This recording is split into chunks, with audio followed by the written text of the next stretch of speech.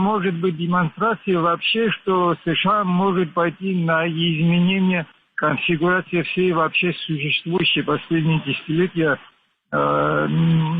конфигурации архитектуры и миропорядка вообще.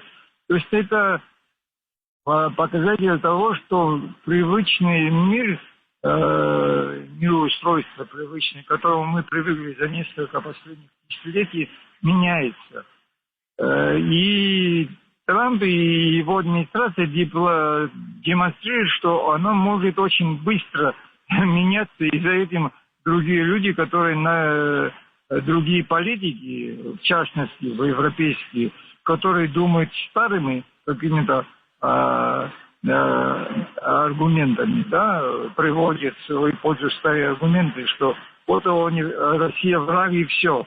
И все, что она делает, и все, кого она поддерживает, и все, кого она поддерживает, плохие люди или плохие территориальные образования. Это все может поменяться. Вот это голосование, мне кажется, в ООН, это посыл,